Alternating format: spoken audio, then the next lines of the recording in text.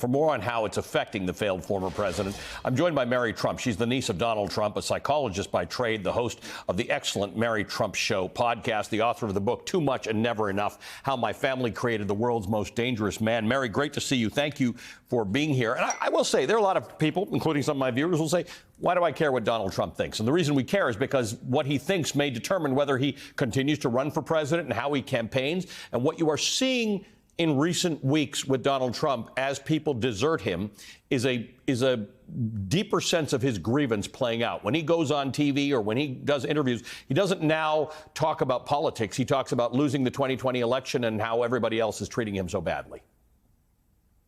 Yeah, well, he doesn't really have any other choice, because on some level he understands that he's losing control of parts of the party, not the whole party, of course. He's got the base in his back pocket, but he's also never been a forward-looking person anyway, and he is fueled by grievance. But I do think it's important to remember that another reason it's important to keep track of what Donald Trump is thinking and how he's behaving and the actions he's taking is to see what the Republican Party as a whole does in relation to those things. In other words, the only reason we're seeing this exodus away from him is because he's lost so much for the party, not because of what he's thinking and saying and doing.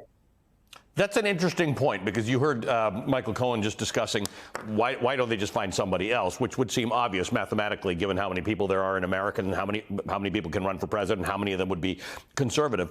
But you're right. And even then, even with some of the stuff Donald Trump does, it doesn't actually merit a full response from some Republicans who say there's no space for anti-Semitism in this party, but they don't say there's no space for Donald Trump in this party. Why won't they go there? Because they can't. They have created this monster.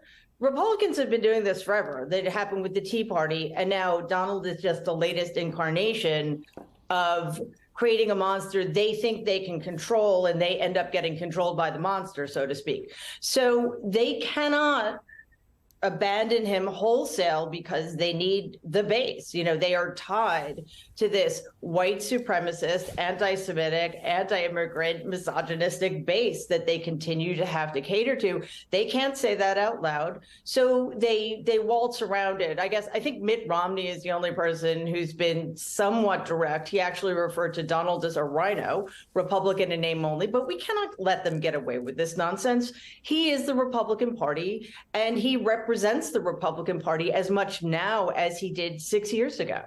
Let's talk a little about the desertions and how, in your expertise and your experience with Donald Trump, that would be affecting him. Sure, the Fox News stuff is big. New York Post sort of ignoring him or deserting him is big. But the day he announced he was running for president, his own daughter said, I'm sitting this one out, which is kind of amazing, because Ivanka and Jared, were very central to the Trump presidency. And Ivanka Trump now saying, I got kids to raise, a family to raise. I'm not involved in this. What's that doing to him? Well, Ali, I think it's really important to remember that on both sides of that equation, all of these relationships are transactional. And Ivanka and Jared have finally realized that they gain more by staying away from Donald than they do by staying allied with him. And think about how much sense that makes. I mean, Donald is definitely losing value in terms of the party and in terms of politics generally. And Ivanka and Jared are legitimately wealthy people apart from whatever Donald's doing. So they don't need him to the same degree they might have.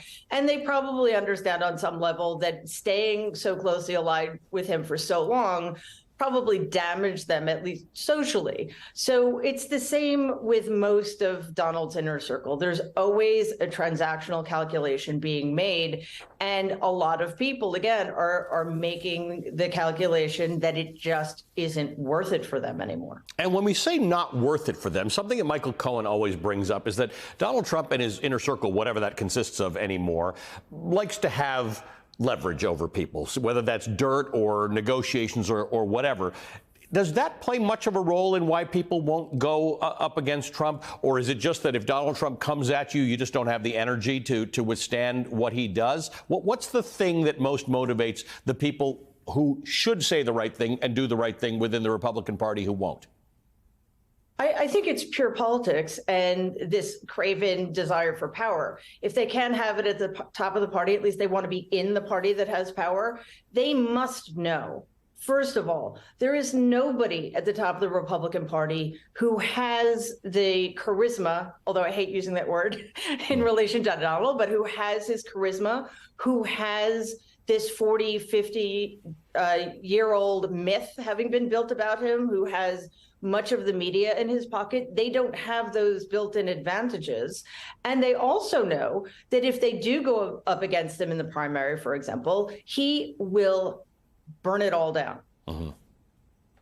Mary, thanks very much. Good to see you as always. Thank you. Mary Trump is the niece of Donald Trump, the host of the Mary Trump Show podcast, the author of the book, Too Much and Never Enough: How My Family Created the World's Most Dangerous Man.